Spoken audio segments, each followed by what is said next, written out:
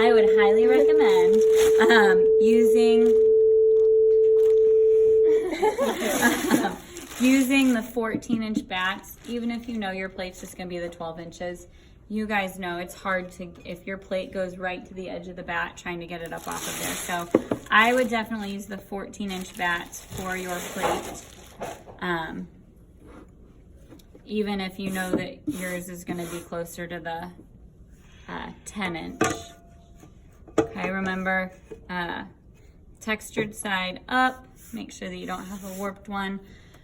Because we need to make the base so thick if we're gonna trim, you really need quite a chunk of clay, okay? I will post on your Schoology page centering. I don't know if you guys remember from Ceramics 2, I either showed a video or directed you to a video of somebody centering essentially half of this, so it's a little bit easier. You can center half, kind of flatten the top, and then put another chunk on, and then the bottom's already centered, and then you just have to center the top. So if you have trouble centering large amounts, that might be something to watch, but it's doable, okay? The main thing with large amounts of clay, we just have to make sure that while we're centering, we never let the center point get to be lower than the highest point. Center should always be the highest point, okay? So, let's get this centered. I'm just gonna kind of make sure it's sealed on there.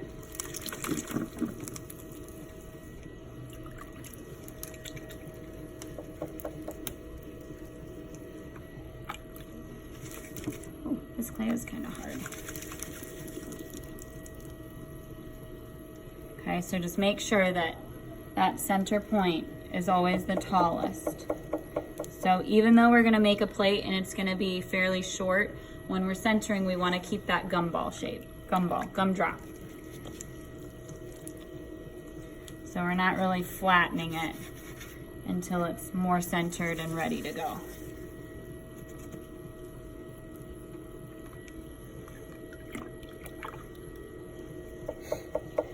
Okay, so just remember you're keeping your elbows in, biceps flexed.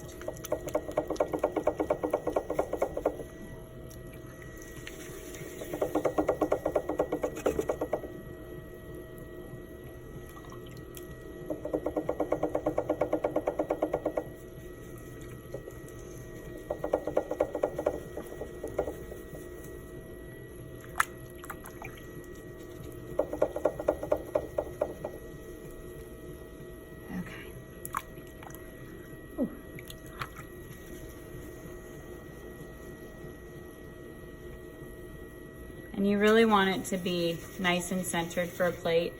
Anytime that you're gonna have either a lot of height or a lot of surface area, even the slightest wiggliness tends to come out a little bit quicker. So you really wanna make sure that you're nice and centered.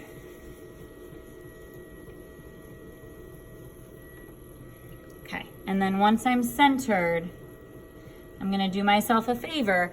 I'm making a large, flat-ish dinner plate. So this shape is not really gonna do me any favors. So before I actually start throwing my plate, I'm actually gonna flatten it a little bit so that I'm already doing some of the work. Okay, only once it's centered, because now I'm kind of flattening my center point. Okay.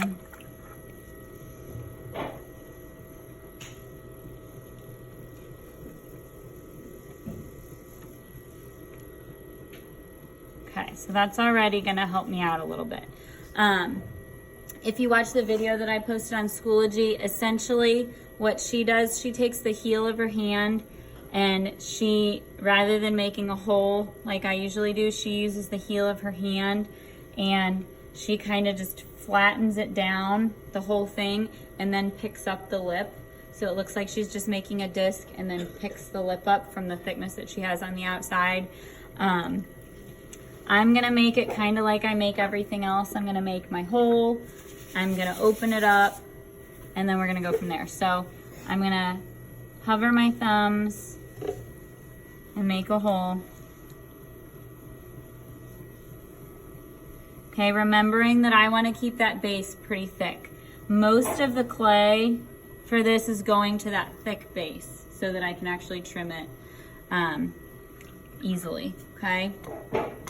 Once I make my hole, I'm gonna start opening it up. Okay, make sure you're taking the hole, you're opening the whole hole. Okay, so keep that base even. And then once I kind of open it enough, I'm gonna check my base here in a minute, but I'm gonna use my sponge and I'm just gonna kind of flatten and open. Okay, so we can check this. And it's gonna be thick. Okay, I'm keeping it that thick. Okay, that's really thick. That's where most of your clay is going. But in order to be able to cut a nice foot into it and not have your base collapse, you really do need quite a bit of thickness, okay? So now, I'm gonna switch to my sponge and I'm gonna pull straight towards me. Now, the thing that you've gotta pay attention to, and then I kind of have my thumb on the outside, just kind of clawing it open, okay? What you really need to pay attention to is that the whole thing is getting wider, base and walls, and then you also need to make sure that you're keeping your base thickness the same. So try not to push so that it's like your base is gonna be a little pump. We don't want that, okay? Because then the outside part will not be thick enough to trim. So you really wanna try to make sure that you're keeping your base thickness the same. So I'm gonna open it a little bit and then I'm gonna kind of go back and forth on that base to make sure that it's nice and even. This also helps align the clay particles so it's less likely to crack. I would say chip and dip sets are the #1 thing that cracks. Large dinner plates are shortly after, because the bigger the surface area, the more difference that there is in the clay, and even the slightest difference can cause it to crack. So the other thing to keep in mind, now that we have boxed VersaClay, if you're using boxed VersaClay, make sure you wedge it really, really well. I know it feels great right out of the box, but it's mixed, not wedged. So it's really, really important. I would say once we get boxed clay, things start cracking quite a bit because you get out of the box and you think, oh, this is awesome. But it's not wedged very well. It's just mixed well, which there is a difference. So we really need to wedge it so that we're like intertwining the clay particles so it's like a nicely woven piece of fabric, okay? So I'm gonna keep opening this up. Again, I'm making sure that I'm taking the whole thing out, okay? You really wanna make sure, and I'm gonna slow it down as I go, the wider it gets, the more it's gonna wanna wobble. You're gonna notice that your walls are getting shorter and shorter. That's where your thickness is coming from, so that's where you're taking clay from. So kind of think of it as pushing right here where the walls meet the base. You're like pushing that into the back, because if you're pulling above that, your base is gonna stay really thin and your walls are gonna keep getting wider and it's gonna flop. So you really need to make sure that you're bringing your walls and your base out. The other thing that can cause plates to wobble, if you are pulling it open too quickly. So if you think about it, if you are widening it faster than your wheel is going, so you're moving your hand faster than one wheel rotation, it's gonna cause it to go wonky because you're essentially pulling at different rates, if that makes sense. I've got an air bubble. Okay, the more clay, the more chances for air bubbles. It's just a little one, so I just popped it.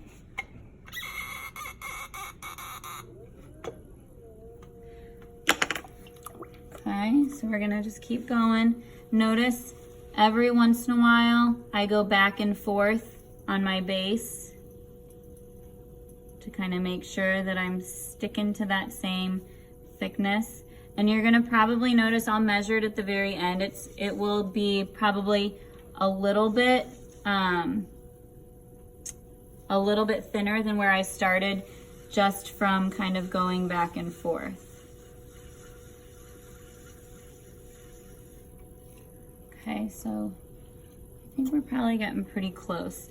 I would say that you can account for the walls being no more than an inch of your width, okay? Will you grab me a ruler, Haley? Do you have a question? Oh. Thank you. So we know this bat is 14 inches. Looking at this, so right now I'm at 10. So then if I add my lip, I know that I'm gonna add at least half an inch, right? So then I would say that once it dries, we're gonna be at that 10-inch mark, and I think we'll be good. So right now, I'm gonna kind of go back and forth, make sure I have a really nice even base, okay? Because we want a really nice flat surface to eat off of. The metal kidneys are really good for this, okay? So just like when we're trimming, you don't want to go past center, but if I take this, it's going to kind of help even everything out. You can see that air bubble. Okay, and then you can use the curved part to kind of get in over here. Okay, so that'll kind of help you even everything out. And then I'll definitely go over this with a sponge too, but that kind of helps to make sure it's all even. So now I'm gonna pull up my walls. I'm gonna pull them straight up, okay? Because if I start to angle, they could flop. So I'm gonna pull my walls straight up, and then I'm probably gonna do a trim cut, and then I'll angle them at the very end, okay? Because right now I know I have more than I need, so if I were to have angled that, it would have just totally flopped because it's too much for that base to support. Okay, so I'm gonna go ahead and do a trim cut. Okay. And remember, I don't like how it looks down here, but I know that I'm gonna trim it, so it's gonna get better.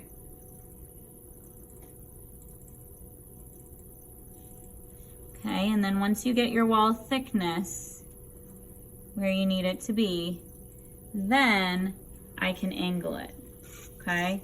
So maybe I'm just gonna angle it like this. Maybe you're gonna leave like a little lip like that. Maybe you want it to be fairly flat. As long as we can see a difference, like this is where the plate part is, this is the lip. You can keep it fairly flat. Okay, so you kind of just have to decide what you want it to look like. Okay, so whatever you want, and then I'm gonna measure this here at the end.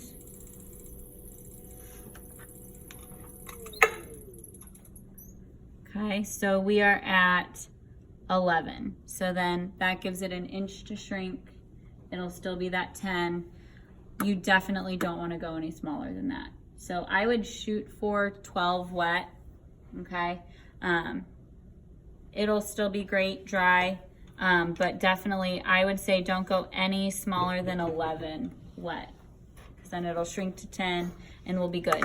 The other thing that I like to do with plates, because it's such a big surface area, if you kind of put it up like this and look at it at an angle, it'll tell you, or you'll be able to tell if you have a nice flat even surface. Okay, so mine looks pretty nice and even. I've got a little bit of a wiggle. I had another air pocket. My clay was really hard and I was not super confident in how it was gonna go. Okay, so then if I'm trimming this, what do I need to do? I need to wire cut through now, okay? The bigger the surface area, the more nerve-wracking. Okay, I would make sure that you have wire cutters that don't have like the squiggle wiggles going on. Make sure you have a nice flat one, okay? We wanna make sure that our fingers are just wider than the widest point, okay? And then make sure that you are absolutely pushing down into the bat.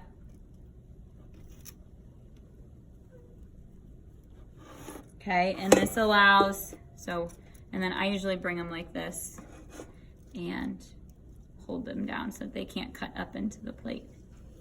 okay? And then I'm leaving it there, okay? Now, really, really important, we don't want to let it get past leather hard. I know some of your ramekins got past leather hard and it was a little bit of a challenge. So I would put this in an open bag. While you're working, just let it all be out in the air naturally, but do not let it get harder than leather hard, okay, if you're gonna trim. And then I'll show you guys trimming this later on, okay? So that's wheel thrown, so that would be my big plate. My salad plate would be a little bit smaller. And I'm gonna show you a hump mold. Gosh. So for the hump mold, this was made from this mold, okay? It almost looks wheel thrown, doesn't it? Okay, this was hand built. So what I did, I rolled a slab of clay. I made sure that it was big enough that it would fit over this whole thing, okay? So that's a big piece of clay. Maybe have a friend help you. I tend to kind of fold it over my arm and then like roll it over, okay? The goal is to get one slab though. When you're kind of patchworking it together, it's just kind of a mess, okay? So I put it over that and then I kind of just gently sponged it so that it got into that curve. I cut around the outside, okay? And then at that point, I actually brought it over to the wheel, okay? So imagine this piece of clay, it extends down to here, and I'm gonna grab a couple pieces of clay to stick the mold to the bat or to the wheel head a little bit, okay? So that it doesn't wiggle around. Okay, and then I'm gonna put this right on here. And you just kind of wanna make sure that it's gonna stay. We're not gonna do a whole lot of work, but we definitely don't want it to slide. So imagine this is on here, okay? So then what I did, I started the wheel very slowly. Okay, very slowly. I took my sponge, I smoothed it out, okay? This foot wasn't here yet, so I smoothed it all the way down, made sure it was nice and even, and then I took my needle tool and I trim cut down. You wanna be careful because it'll make marks on the plaster mold. So I trim cut it, take off, so then I had a really nice even lip, okay? And then what I did, I rolled a really nice coil, a nice even coil. I slipped and scored it, and what you can do, just like we do when you learned how to trim your foot, when this is on here, you can take a needle tool and you can make a line on there so that you know exactly where your coil needs to be, okay? So then you would roll your coil, slip and score it on there, and then you can use the wheel, okay, to smooth it in there, even it out. And then this hand-built piece that had very minimal wheel work looks wheel thrown, okay? And then you would just, so then to get things off of the hump molds, I would put a bat here, okay? So you've got a plaster bat sandwich, flip the whole thing, and then take the mold off so that it's already on your bat, okay? Questions? And you would, obviously the squares you couldn't put on the wheel, but I can help you with the squares, okay? Cool, will you hit?